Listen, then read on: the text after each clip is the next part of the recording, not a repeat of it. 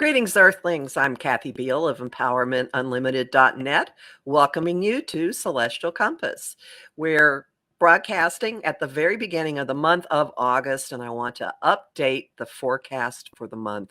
Just alert you to some important things that are going on right now. First off, pretty much, an awful lot of the sky is retrograde right now, and much of the retrograde action is in fire signs.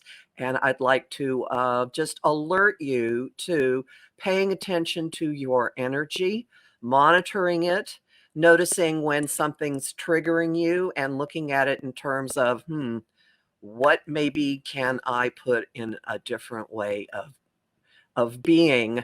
The big one that everyone pays attention to is Mercury, and it will be moving into its direct station later this week, or actually the degree of it. It will not actually become direct until August 11th, and it'll still be a few weeks or a few days until it starts moving again. So as it does this, there's a terrific amount of activity in the sky involving communication and revelations and sharing ideas, and then ultimately acting on what we've learned, acting on what's been dredged up in the past few weeks. Mars is going to move into the sign of Libra and team up with the two cosmic change agents, Uranus and Pluto, in a round robin of energy called a grand trine. And this grand trine is going to be fueled by Saturn and Neptune in one part in Aries, kind of blasting you into unpremeditated, bold action, maybe rebelling against authority some. And then the other is that Mercury retrograde also in fire, contributing information that you're going to be acting on. Know that it's going to be fast and furious, probably pretty chaotic. Big surprise, right? And keep in mind, self-care is critical, and fueling that, the skies this month coming up are giving us one of the most beautiful days of the year. On the 12th, the two planets of indulgence meet in the sign of Cancer, Venus and Jupiter. I have declared this National Take Your Teddy Bear to Work Day. Make a point to do something incredibly nurturing for yourself, even if going to a spa, taking a long bath, bringing food to work, treating yourself to a really nice meal. Really, really regroup. Go back into the energy of something that makes you feel safe and secure and nourished and nurtured. And that will refuel you so that you can go off into the world dealing with whatever is out there. And one final thing, remember that how you look at things, the kinds of thoughts that you let run through your mind really do mold the perspective through which you view reality. And what we have happening in the first half of the month is an open invitation to look at things differently and to start, at least in your mind, to create the world you want to live in. So you'll get a lot more about this in my forecasts for the month of August, and also the Aquarius full moon. Both of these are at empowermentunlimited.net and omtimes.com, and my YouTube channel, Professional Aquarian. And at my site and also my YouTube channel, you can find weekly podcasts as well. So stay abreast of what is going on. And now I am very happy to welcome our guest for today, who's a fellow author and a fellow multi-hyphenate who does something else in addition to practicing astrology. I'd like to introduce you to astrologer and clinical social worker, Carmen Turner Schoot, author of Your Astrological Energy, Maximize the Power of Your Birth Chart. Welcome, Carmen. Hi, thanks for having me. I'd like to start. I always like to find out how people get to astrology. So what's your origin story? How did you find it, or it find you? Yeah, well, a great question. It all started when I was a senior in high school. I was 16 and I was a little bit different than everyone in my family. I would dream things that would happen. I was afraid of the dark. I'd have all these strange things and my parents were like, it's just your imagination. And I was raised in the Midwest in Missouri, and so didn't know about spirituality or astrology or any of this stuff back in the 90s. But one night I came home from a basketball game and I always had to have my door looking out into the hall with the nightlight on. And I went to Uh, bed like normal, and I woke up in the night and there was a glowing orb of light in my oh doorway. And boy. it was big, and it was like bigger, a bit bigger than a softball.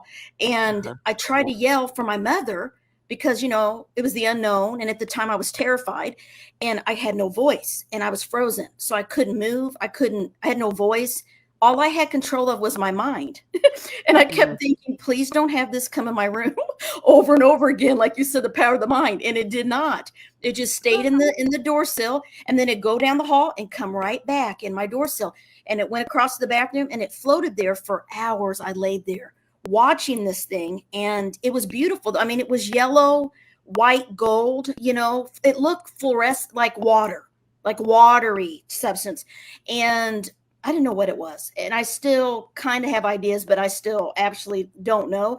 But after hours, it released me and I was able to yell, Mom, look in my doorway. And, my mother was always a skeptic, and uh-huh. she was quiet. I said, do you see it? Yes. I go, what is it? I don't know. So my mother Oh, saw something, finally experienced something supernatural and believed me, for the first time. And it wasn't my imagination.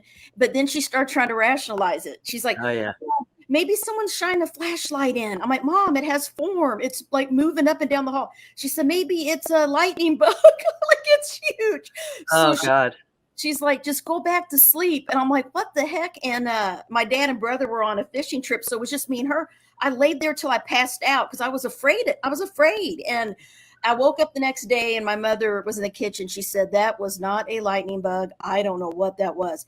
And she Ooh. went to work the next day, and a lady at her office was into a group called Eckankar. I don't know if you heard of Mhm. it back in the 90s.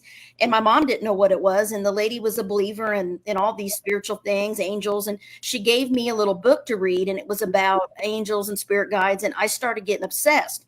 So that year, I went to a little mystical bookstore in St. Louis, Missouri called Mystic Valley.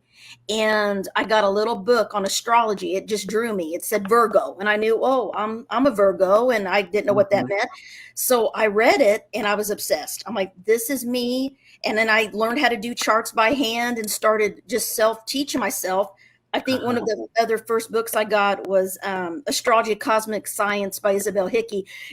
And I was doing by hand and doing all these things, and it became my passion. And I just started practicing on friends and family, and became an astrologer around 19 when I was in graduate school to be a counselor. And I realized this is more powerful than normal therapy. And I want to use this as a tool of self awareness to help validate, people's lives and the things that happen to them. And I think one of the biggest things that helped me with, having astrology as a tool was that I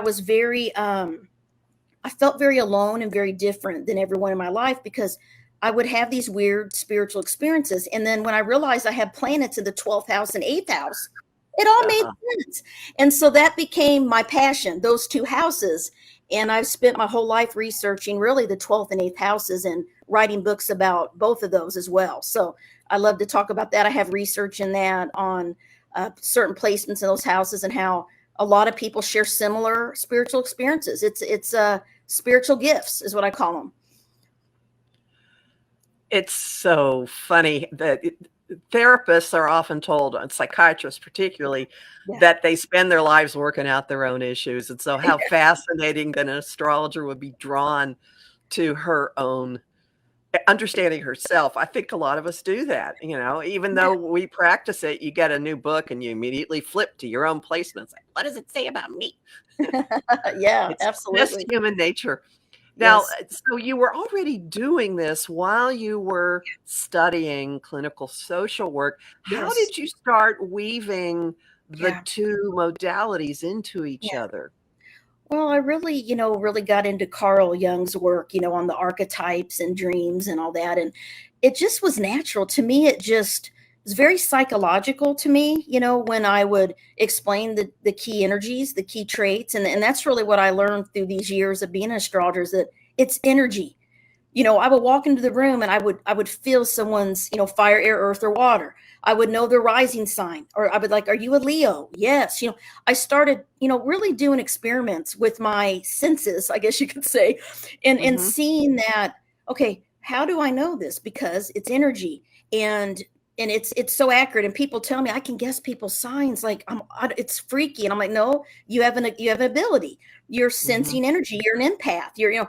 And so I teach, my goal has been to open up minds, because, as a social worker, I tell a story. I'm going to tell a little story about what happened.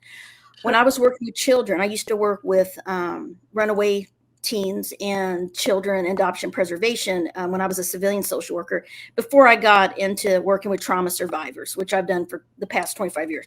But back then it was kids. I love kids and teens. And I had a coworker who knew I believed in astrology, and this was in a normal job, right? Youth service. And she said, I have a friend whose son is really struggling, and I'm wondering if you could do his chart. And she wanted to, talk to you. And I'm like, okay. So I went to their house and met this little guy. And what he was doing was he was drawing cemeteries, and he was drawing tombstones, and he was very obsessed with death. Okay. And he was like 9, probably 8 or Mm-hmm. 9. And he was afraid of the dark, which I had that. He wanted a nightlight on. He would tell his mom that there was a man that would visit him. Mm. And she had taken him to the psychiatrist. Of course, they wanted to medicate him. And she didn't want to do that, because she believed, she had spiritual gifts, she believed in, and it was open-minded. So she didn't quite know what was going on with him. Well, I did his chart. This little guy had a stellium in the 8th house. I Mm-hmm. mean, everything, and a lot of Scorpio. And I'm like, he's connected to the dead. He is connected. And this is what I'm thinking when I saw his chart. And this is when I started really getting into 8th house research. But I asked her, has he had a grandparent or anyone pass away? She goes, well, my dad, but he never met him. And I'm like, oh. And I said, have you showed him pictures? And I'm just kind of meeting with them. She showed, no, she hadn't. So when she showed him the picture, he said, that's the man in my room, was his grandpa. Oh my. Well, she cried. She got chills. I got chills. And it was like, she was so relieved, because if it was up to modern medicine, they would have said that, he needed to be medicated his whole life. He was a Mm-hmm. little kid. I believe as children, we have natural abilities, but the world, our parents, if they're not encouraging it, or they don't understand it, sometimes we shut it down, because we don't have, anyone to teach us how to use our gifts. So a lot of 8th and 12th house people, reach out to me, and I try to help them because of my own journey with these experiences that I could not explain logically to anyone, but I know they happened, and I know they were real. And even in graduate school, I had things happen that had to do with, I dream about people before they die. They come to me, and I wake up and I know. And both my grandmothers passed away after I dreamed about them, and I kind of knew when I woke up. And to Mm. me, I think that's my 8th house moon and Jupiter and Chiron conjunct in my 8th house, is what I always thought it was, in Aries. But I really think that I didn't understand it. And now I see it as a blessing, not a curse, not anything to be afraid of. And I encourage people, not to buy into the negative things about the 8th and 12th houses. There's a lot of positive things and gifts that you can use to help people when you have planets in those 2 houses. So those have been my passion. But that's kind of how I've seen the difference in bringing it into just with clients. When I did private practice, I didn't tell everyone, oh, I'm an astrologer. It was just like, Mhm. it was like a tool in my toolbox, just like I have mindfulness tools. I have, breathing exercises, trauma, visualization, all these things you do, CBT, cognitive behavior therapy, changing your Mhm. thoughts, it was just a tool. And I would have it because I would know their birthday, and I would know their year, at least a minimum, right? And I would know their sign. And so I would see their energies in, as we're doing counseling, play out in a normal way, in different traits. And it just kind of validated that, everyone, even if they don't believe in astrology, astrology affects them. We're living in, Mhm. and one of the things is, I've had a lot of a lot of, in this field, and judgment, or, people say, oh, it's evil, all this stuff. And I just laugh, because it's not evil. It is a powerful tool of self-awareness. It is a healing tool. It is not evil. I mean, you can use anything and make it bad. We have therapists that use people's trust to re-abuse and traumatize them and claim that it's healing their trauma. There's bad people out there, right? So, this is a tool that, if used correctly, which most people, that I know use it correctly, to help you understand yourself. We're just telling you what you know about your own life. And then we also are validating, like what's going on in the sky right now, like you shared, all the energies. We can look at the transit chart, and we can let people know, hey, this energy is in, affecting this area of your life. These are some potential things that you might feel or happen. And, you have free will and choice, but, be aware of how the sky, how the energy of the planets affect you, because it does. It affects us each day, each week, the moon. And so I just am passionate about opening people's minds to it. And that's why when I write books, I try to write them in a very basic way, so Mhm. anyone can pick up my book and understand it. You don't have to be an astrology expert, or know, all the degrees and how to cast a chart by hand to read my books. It's very basic energies and traits that I try to teach, and things I've researched just from doing charts all these years. So this book is about harnessing each of the 12 signs, because two questions I get a lot is, what's my soul mission? Why am I here? And the other question I get a lot is it a bad thing that I have no planets in one house, or I don't Oh have yeah. any planets Oh in a yeah. sign? I hear that all the time. So that's kind of what inspired this book, is all 12 signs exist within all of us. And we can Mhm. harness those energies, even if we don't have a planet there, because you have one of the signs on one of the houses on the cusp. It's going to be there. So if you really want to harness Scorpio, my North Node Scorpio, I have no other planets in Scorpio. That's been a hard area for me. Like, how am I ever going to be a Scorpio? That's my soul mission. So I read everything I can about Scorpio, and I try to harness the energies of Scorpio and become more Scorpio. And so we all can do that, and if you really love a certain sign, you can try to learn more about them and be more like them, and harness their traits, and whatever area of life they're in. And so this book, you'll use all of the book. You can read every Mhm. bit of it. It's not just a sun sign chapter book, but I hope No, people. no, it's not a cookbook at all. And actually, one thing I wanted to stress Yeah, for listeners is that it's comprehensive in the different ways you can look at a sign. So you take the sign's energy and you show how it expresses yeah, in every placement, yes, in every house, and then through the transits. So there's yeah, something, so you people could use it as a yeah, reference for anything going on. Now, what made you decide to take that approach? yeah. I really wanted to show people, the power of the transits, because, a lot of transits books, people are afraid of buying them, or reading them, because they think, oh, it's too complex for me. Like I'm not an astrologer, I can't do that. So I wanted to make it really simplistic, and show how sun, moon, Venus, Mercury, even the fast moving transits, how that affects us, and how long each of those affect you through each of the houses. So it's kind of like having, a little calendar guide. Where's the moon today? What house is it in for me? To watch, and learn more about how these things will affect you. So I wanted to make a practical guide that kind of fit everything in there. I wanted to put more in, but this is the thickest book I've ever written. When it came out, when they sent it to me, I'm like, oh man, I knew it took a while to write, but when I saw, I'm like, yeah, that was a big one. It's thick, and I'm like, it was a lot of work. But I put a lot in there, and all of it, a lot of it is what I've seen and what people shared that they've experienced with me. When they've had these transits, and how I experienced these Mhm. personal transits. I've lived through Pluto transiting my fourth house. I've lived through Uranus through my seventh, eighth, and now in my ninth. I've lived through Neptune in the sixth. Now it's in my seventh. Sometimes, I want to share my knowledge of things I have experienced, and then also what clients have experienced with the transits, and wanted to make it basic and also just a heads up, right? Like, these are potentials of things that could happen. You're not being punished. These are destined, fated things that we have chose to learn. And so to me, we pick when we come into this realm, and we chose our chart.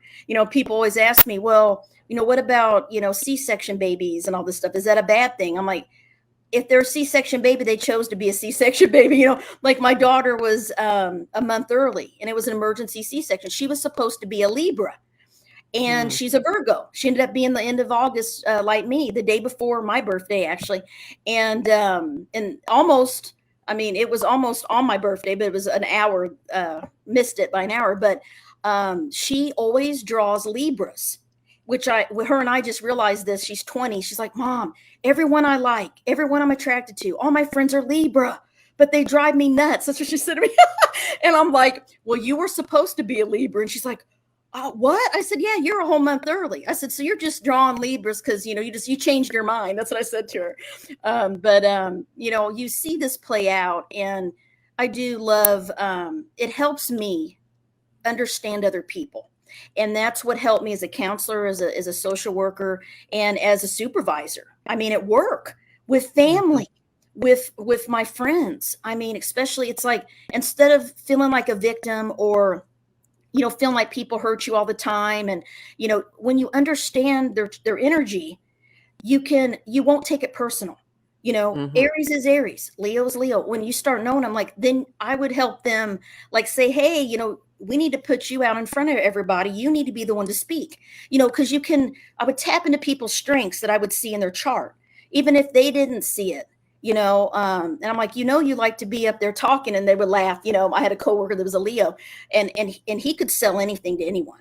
He was a smooth talker. He was so good up on stage, and I'm like, let's put him up there because we want a yes. And so he would get up there and brief, at work. And I had friends that were real sensitive, kind of behind the scenes type, that liked to, fix computers and stuff like that. They were Aquarius or Geminis, or, had a lot of Earth, and so I would, hey, can you come look at my computer? And they loved that, so just using what I knew to get along with people.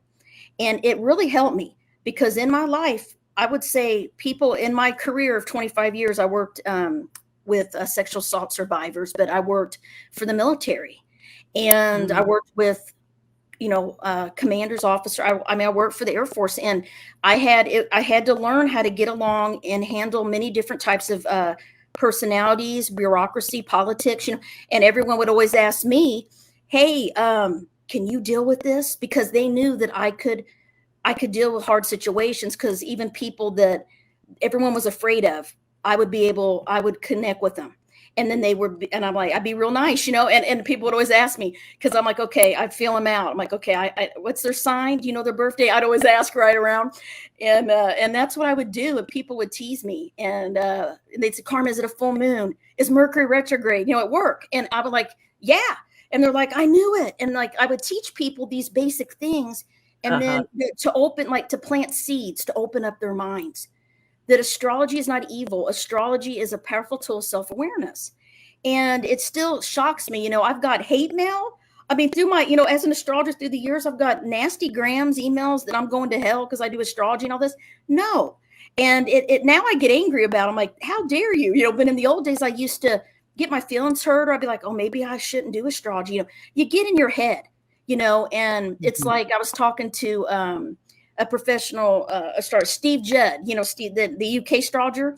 I interviewed him about ethics, and we were talking, because, if you get 100 good comments, you get one bad one. That one bad one is the one you focus on. And you have to stop doing that. You got to focus on, okay, out of 100 comments, there's only one negative one. All the other 99 people liked it, right? That's what you got to shift your thoughts, and don't let anyone distract you from doing what your passion is. And I had to learn that the hard way, because there were times where I almost walked away from doing astrology. And yeah. And then, you go through cycles. There was a couple years where I didn't do consults. I just wrote. I didn't do any readings, and I didn't do fairs anymore and all that. But then I got back into it, you know.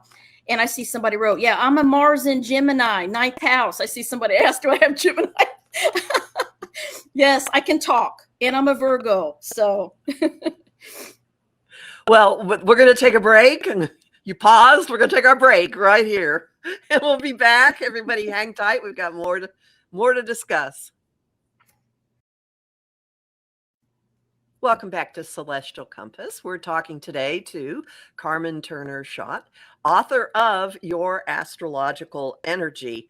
I want to circle back to something that we touched on early in our conversation, that you've talked about how you will use, or you have historically used, your astrology information and background to inform and kind of suss things out with counseling clients. But what about the reverse? Did you learn things in your social work that you have carried over into how you deal with counseling astrology clients? Absolutely. One of the connections that I made really, early on is with trauma, and people that had trauma. I started noticing that a lot of them had planets in the eighth house or Scorpio or a strong Pluto in their chart. It was like clockwork, and I wrote some articles about it because when I would meet with my clients, I started wondering, and they were Scorpio suns, or I would at least have the basics, even if I didn't have their time or place. I would know their place, maybe not the time, because I wouldn't ask, that specifically in that kind of environment, but I would be able to look and see these patterns. And then people would kind of seek me out, like other counselors would even refer people to me, and they had a lot of eighth house planets, and I resonate with that because I had a lot of trauma in my life, my early years. I lost a friend when I was 16 through an accidental shooting in my hometown, and I never understood that. And then I had lost other friends to gun violence. So there was this pattern in my life of losing people close to me through a crisis, and I always was really good in crisis intervention. And it's like I just knew what to do if there was something, really serious. And suicide prevention, I worked in suicide prevention. I did a suicide hotline. I've done a lot of things like that. And I think it's the eighth house, the ability to be resilient and to overcome and become a phoenix. So I call eighth house people phoenixes, because they go through these transformations and rebirths, and they go through a lot of hard times, but they're strong. They're very resilient people, and then they're healers. So they go out, and I find that they go into the energy healing field, or they get into astrology, they get into spirituality, and helping other people and serving others to help them heal the same wound they have. And so I see that connection in the work that I did with trauma survivors. Some things, like I worked a lot with teens that would had cutting, would cut, some very serious things like that. Depression, of course, anxiety, eating disorders, different things like that. I would see different astrological energies or patterns in that. And I've really tried to research that, because I had a NCGR ask me to write an article. I'm going to do some research, share my research on the eighth house, and one of their next ones. I did a 12th house study. So it's like I randomly asked for 100 people in my Facebook groups. I have a Facebook group just for 12th house and 8th house. I've had them since Facebook started. I got tons of people in there. And that's how I collect my research too. It's all validating, hearing people share and their stories in my groups. But I did 100, asked for people to send me their charts. I didn't know who they were, 100 of them randomly. I asked them 5 major questions, 5 patterns that people have shared with me that they feel when they have planets in the 12th, things they've experienced. And 99.9 of them said yes to all 5 patterns. And so that article was published in the fall in the NCGR magazine. And now I'm going to do the same with the 8th house, because they said, we really need to research astrology more so we can become more of a science, a respected, not a pseudoscience, because it's like psychology. Back in the day, it wasn't considered a science. Therapy was not, and now it is, because they have research. So with astrology, I think the research piece is really important. And I'm doing that with the 8th and 12th houses and real people's real stories and confirming different placements and different things, for me. So yeah, I've always seen, I think, that's another question you talked about is a lot of astrologers maybe didn't go to counseling, school or take classes Right. in psych. Right. And so how do you develop the core competencies and the skills to do Mhm. therapy? Because to me, doing a consultation with someone is like therapy. It's deep. And so if you don't, I always recommend astrologers get trained or take some classes in crisis intervention, safety planning, all of that, because in my life, I've had clients that were not okay on the other end of the Zoom. And if I didn't have that skill set to know how to assess that they were depressed or that they had bad thoughts or that they were in a domestic violence situation. Okay, I've had that. I've had people have panic attacks live during a session with me.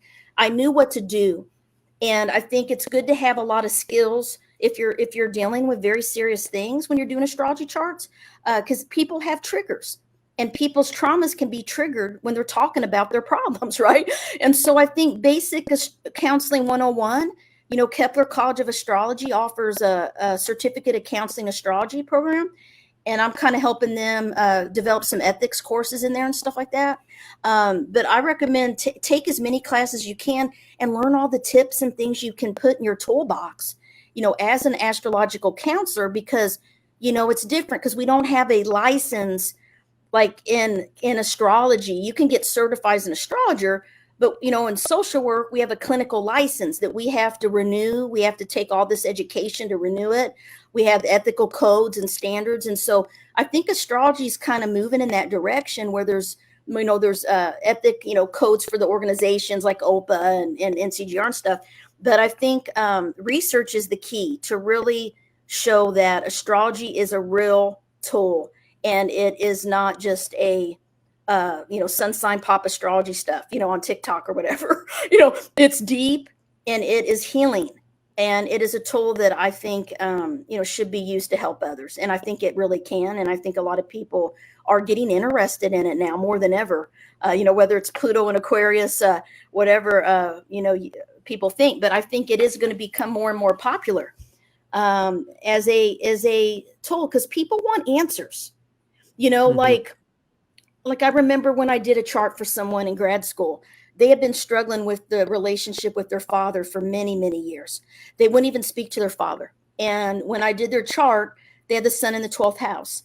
And I had known there was a pattern of a lot of people that I did charts for that had the sun in the 12th house that felt like they had an absent, missing father figure. Either they weren't in the home, they didn't participate in their life, or they were emotionally distant or unavailable.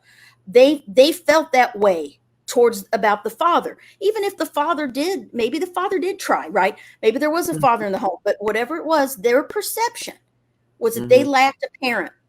And so when I told her about this and helped her, she cried, and she was thanking me. She said, this has been more helpful than 2 years of therapy, just hearing what you just told me. And then that's when I got chills. I'm like, you know what? I'm doing this in what I Mhm. do as a tool, because I saw how great it helped people, how quickly. And all it did was validate what her experience. That's it. And so that's what I use it for, is to help people. And why people ask me, why did this happen to me? Why, you can look at transits, but a lot of things are in the 8th house, with trauma. And I've had people come to me and say, I don't remember being abused. I don't remember being traumatized, but I'm afraid. I have a lot of planets in the 8th house. Was I abused? And I'm like, I don't want you to focus on the negative. Just focus on the positive things here. I said, if you don't remember it, don't try to dig into anything. I mean, unless you were, don't make something bad just because Yep. you read in a book that you might have sexual abuse or trauma. Don't do that. And so that made him feel better, and I said, let's look at the strengths of the 8th house. Let's look at your resiliency. Let's look at your power to heal people, your psychic abilities, your intuition, and so that's how I use it, is to help people harness the energy of their chart and to use all of their energies to heal themselves and others. Because that's the thing I learned as a social worker, is that a lot of people that go into the counseling field are trying to heal themselves. So they go into this field and they're not healthy people. Okay. Not all of them are. I've worked with some that should not be working with people because they never dealt with their own childhood stuff. Right. So I always try to deal with they say, if you're going to be a counselor, you need to go to counseling yourself. That's the thing, or psychoanalysis, whatever. So I would go to counseling, I would try to work on myself. I did energy healing, I did all these things, to heal my own wounds. So I didn't react or let a situation with the patient or client cloud my judgment. And so I think it's about knowing yourself and knowing if you need a little bit of help. And sometimes people do heal through helping others, and there's nothing wrong with that. But I think if you're really going to be, a astrologer, a counseling astrologer, depending, I know some people, they don't want to do any psychological astrology or counseling astrology. They just want to do astrocartography. They just want to tell people where the best places to live, and things like that, because they don't want to hear people's problems. I've had people tell me that. They're like, no, that's not what I do. Some people just want to, look at the world events, what's going on in the world right now, how history, the different countries, playing out. Everyone has a different way they like to use astrology, and that's okay. So it's kind of like know your skill set. Like as a therapist, you have to put all your skills on Psychology Today, which I have out there. If I'm not an expert in something, I'm going to refer to someone that is. I'm not going to try to, do counseling with someone that I've never dealt with the issue. I know military families. I've dealt a lot with sexual assault, trauma survivors. That's my thing. But eating disorders, I'm not an expert. I've worked with teens and kids before. But if there's an expert, I would rather refer to them. So it's like that. If someone comes to you and really, wants to dig into transits, but that's not your thing, or, do progress charts, it's good to refer out. It's like have your little toolbox of referrals, just like therapists do. So, and I've referred people. Or know yourself. Like if my energy it's an energy thing. Sometimes my energy gets depleted and I know that I'm blocked. I always call it, I feel blocked. Some people that come to me, I'm not able to do a chart for them. And I listen to that. I used to get upset about it. Well, I don't want to cancel. And I know now, okay, I'm not meant to. So I'll say, right now the energy is not, it's blocked. It's not you, it's me. And I'm not going to be able to do your astrology chart right now. Would you like me to refer some people to you? And then, or they're like, can we try again in a couple months? Sure. So they write back. And if the energy's flowing and I'm in the vibe, it feels right and the timing's right, then I end up getting to meet that person, do their chart. But, I refer a lot of people. I cancel. I have to send people away at times because I have to be 100% when I'm doing an astrology consult. You got to be timing's important, and know yourself. Know if you're burned out or tired. You shouldn't be doing any help with others if you're not feeling okay. So it's self-care, really. It's about self-care. The theme of the summer. Yeah, self-care. Absolutely. But no, Can we get back to your book for just a second? Yeah. Will you show people the cover? This is what it looks like. Your Astrological Energy. It's a thick one, guys. And it's published by Llewellyn, right? And yes. And the publication date is this Friday, the 8th. Friday the 8th. So right before if you pre-ordered, it'll be in your box on Friday. But you can still go pre-order now. So and okay, so how is this is different from the other ones you've written? What are your other books? Yeah, I have Sun Signs, Houses, and Healing with Llewellyn. That is about how each sign heals, transforms, and becomes more resilient. It's more about each of the sun signs. I have Moon Signs, Houses, and Healing, which is about the moon signs, how they find happiness, joy, comfort, and their passion. And then I have Phoenixes and Angels, Mastering the 8th and 12th Astrological Houses. I have the 12th Astrological House, Fallen Angels, which is about the 12th house. I have the Mysteries of the 8th Astrological House, Phoenix Rising, which I self-published. I have Astrology's Magical Nodes of the Moon, which is about our soul mission, the North and South nodes, that came out last year with old books. And am I forgetting anything? Those are the big ones. And then this one. And then I have a book coming out in November called Astrology Zodiac Archetypes, and it's about bouncing past life patterns. And I wrote it with a friend of mine, Bernie Ashman. We co-wrote it. So I got that book Whoa. coming out too. So yeah, I'm excited. I Is love to that a write, and Llewellyn I book or a different no publisher? that's old books. Yeah, that's old Oh, books. I have two publishers. Yeah, so I love Llewellyn. I love working with them, and this idea has been in my head for a while. Trying to express, how to harness the different energies. I talk about each rising sign, every planet in each sign, every house, transits, like you talked about. I talk about, Aries energy words, Aries motto, harnessing Aries energy, ways to harness their key traits for each of the 12 signs. And then the transits through each of the houses, each of the signs. And, it's a lot of fun, and it's a big one. But you'll use the whole book, whereas in my sun signs book, you might read about your own and maybe a couple friends. But this book, you will use the whole book, because once you have your birth wheel, which you can get at astro.com, or through an astrologer, you can look up, oh, okay, Neptune's in my first house. I'm going to go and look up that. Oh, I got Pluto in the eighth. Go to the eighth house chapter, and you'll look it up. And everything I share is things that I have seen in my life or with clients. And I try to make it real basic, and where you know exactly what energy and how it might feel having that transit or having that placement in your birth chart. And one thing that I found innovative was having a section on how to harness the energy. And for example, Leo, harness listening skills. Who would have thought? Where did you get that? I got that from all my Leo friends. I got a lot of Leo friends, and yeah, it's pretty neat, and I have friends and I'll tell them, listen, you don't listen to me. And they're like, oh, no. I'm like, no, because I said, do you really want my opinion? Because I'll tell you, but you still don't listen to what I tell you.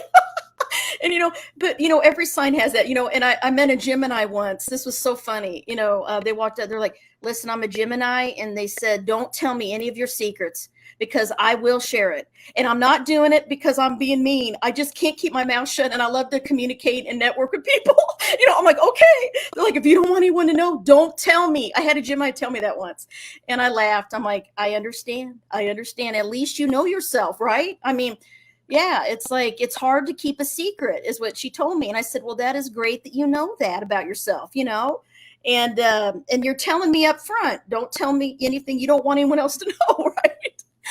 So it's really about, learning the different things you can harness. So it's really about, learning about each of the signs. And then, I talk about ways to harness, the Leo energy, have fun, be playful, pursue hobbies. With Scorpio, let go, forgive, let yourself release the past, just different tips, way to, let yourself feel deeply. If you really want to understand each sign, I try to explain how I see them in the book and how their energy is. And like I said, I'm trying to harness Scorpio. That's my North Node. That's my soul mission this lifetime. And I'm used to being a Taurus. I'm a South Node Taurus, and I don't like change. And all my life is a lot of change and unexpected stuff. So I have to get comfortable with that. And now that I'm going to be 50, I'm different than I used to be. I would say I'm more like a Scorpio now than I ever was. And I thought I'm never going to be a Scorpio. I remember saying, how am I going to do this? How am I going to be this North Node? And life experience, though, helped me get into my node. And that's how I see with every chart I've done for every person I meet. We always get into our North Node naturally. The universe gets us there. That's so funny. Mine's in the 9th house, and I could give you the list of things I've done, starting with living in a foreign country as a teenager. Yes. Yes. Where did you live? In Germany. So did I. I was in Munich. I was near Ramstein, a Kaiserslautern, twice. And this is what astrology is at fact. I was born in Missouri in the Midwest, never left the country, and I married an Air Force guy, and our first duty station was Germany. And I was 23 years old, and I thought, what am I doing? And moved over there, but guess what? Mars is in my 9th house, and so is my South Node. So it was like I was meant to go to a foreign country. Yeah, it's really neat. You can see it play out. It's like I would have never thought I lived somewhere different and traveled and stuff. I'm like, it's weird. It feels like it didn't happen now because now I'm back in America, so that's neat. Munich's beautiful. Yeah, Bavaria down in there, very nice. Mhm. The Alps, very pretty. Yes, it was, and it completely changed my outlook. My North Node is up there with a stellium, right at the midheaven. So I'm a big Love that. advocate for you got to learn a foreign language because it changes the way you look at the world. You adopt somebody Amazing. else's viewpoint, and you Yes. understand inherently that you're not the Yeah. only. Your viewpoint is not the only one. I've written quite a bit about being the outsider and going Yeah. into because that's happened throughout my life in different ways. Being the one person who's different. Yes, I have Chiron in Aquarius, so I love it. I love that. And you're right. Like, German is a hard language to learn. And my daughter, we took her the second time we got stationed there, and she took German. She loved Spanish, but she had to take German in school. And they would have them practice in the villages, to go order. And it was a good experience for her. Her moon's in the 9th house with her Chiron. So my daughter.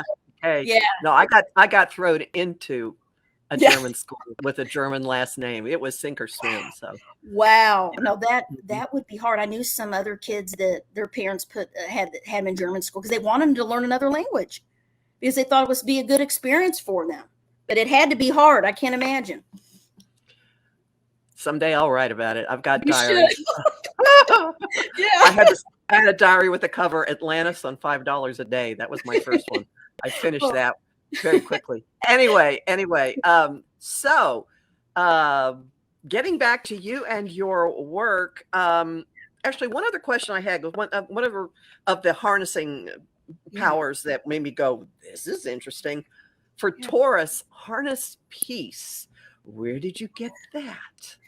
Yes, that is one of the things that this is the crazy thing. Everywhere I go, I have Tauruses around me. And at work, everyone in my office was Taurus and Scorpio. And here, those are my nodes. I'm the only Virgo, right? And all of the Tauruses that I meet, I always feel they have a very calming, grounding presence. They may not realize it, but they kind of bring peace to the environment because they're so earthy, right? They're really connected to the earth, in my opinion, with their senses and everything. So their energy to me feels like a warm, peaceful energy. And the ones I know, they don't do well with crisis. They don't like change, and I dealt with it at work. And like, but you said we're going to do this, and I said, yeah, but I changed my mind. Which drives them crazy, and they get very disrupted. So Tauruses need to harness peace because they need to have stability. They need to have a routine. They need to kind of, if their routine gets messed up, they can get sick. I had a coworker like this. If something went crazy, she would end up coming in the next day with a sore throat, and that was her kind of response to any kind of crisis or change that wasn't, she liked to control things and know what was going to happen. So I always tell them, don't, they let go and just go with the flow. It's like, be peaceful. The more they ground themselves and be peaceful, the easier it is for them to really adapt to change. But to me, they're peaceful. They bring a peaceful presence into the environment. My daughter is a Taurus rising, and she has to have peace and harmony and quiet. And to me, that also means quiet. A lot of Tauruses tell me they don't like a lot of chit chat, and people being loud drives them crazy. And my daughter's that way. She doesn't like it. She thinks I talk too loud when I start getting riled up. It's my Aries moon. She's like, Mom, you're yelling. I'm like, no, I'm not. She's like, Mom, and my husband has some Taurus too. So, and I have a lot of friends, and they need peace. They need harmony. Yeah. This is so funny because I have a Taurus girlfriend who, if I'm driving and I go, wee, can't stand it. Like, stop making it sound. It annoys them. Them. Yeah. A lot of Tauruses love to just have their headphones on, listen to music. I had a friend in the cubicle land at work. 2 of them were Tauruses. They couldn't focus because if they could hear sounds around them, people talk, which in cubicle land, that's what we have. They would have to have their earbuds in, or they can't focus. She would tell me, I can't focus. And another thing is, a lot of Tauruses can just do one thing at one time. They're not like a multitasker. They have one thing, they want to do it perfect and get it right, and then they'll move on to the next thing. Where I would have 10 things and I would be bugging the heck out of them. Hey, did you do this? No, no, no, I'm still on this one. So not everyone is a multitasker, and some people are more thorough. And that's one of Taurus's strengths, is that peace, that thoroughness, that dedication to get one thing done at a time. They cannot mentally do 10 things at a time. They're not made like that. And my daughter's that way. I had to learn from her. Mom, you're overwhelming me, or it's too much. You're asking me 5 different things. So I learned through having a kid too. They need peace and harmony. Yes. So there's a question. Where are your books available? If someone wants to get or pre-order, can they do it at Llewellyn? Can they do it at Amazon or bookshop.org or Amazon.com, Barnes and Noble. If you pre-order tonight, it'll probably be delivered Friday to your box this weekend. All my books are on Amazon, all of them. All of them are on Barnes and Noble. All my books with all the publishers. And also, if you go to my website, CarmenTurnerSchoot.com, you can go to my books page, my books homepage, and I have some author copies of some of my books. And if you contact me through my website, you can purchase a book directly from me, and I'll send you a signed copy. So if you want any of my books I mentioned, 8th House, 12th House, Your Astrological Energy, I have author copies. Shoot me an email, and I can send you a signed copy if you're interested. And are you on social media anywhere? Yes. Do you have a handle? What's that? Yeah, I got a YouTube channel, Carmen Turner Schoot, and I have Facebook, Deep Soul Divers Astrology with Carmen Turner Schoot, Instagram, Carmen Turner Schoot Author, and mostly Instagram and Facebook. Those are my 2. And I got some old YouTube videos. I try to post. I'm not on every day. I'm trying to build my YouTube and get on more, but I do have old stuff out there you can watch. But Instagram, Facebook, my website, best way to get a hold of me. And if you have planets in the 8th and 12th houses, I have my 12th house astrology private group and 8th house astrology private group that we have like 17,000 people from all over the world in there. You can post your chart, share your stories, and you'll feel support. It's like a support group. I've had to block a lot of people from the groups through the years. People got mad, but they're one of the first Facebook astrology groups that ever existed. And now there's a ton of them out there, but mine have always stayed, and I'm the admin, and I've kept it going. So all these years.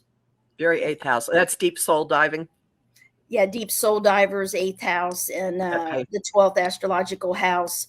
And it has like an eyeball. There's not a lot of 12th house private groups, you can find it for sure. And my name will be, and there's the admin. Okay. Well, we've reached the end of our hour together. Thank you so much for hanging out and telling us about your unique way of combining what you do and all of your passions. I wish you great success with your book. Thank you. Thank you. And I look forward to the one that's coming out in the fall as well. Yes, all right. Thank you. So everyone, self-care. I just keep saying that. Self-care. Yes. Yes. Yes. Bye all. Bye.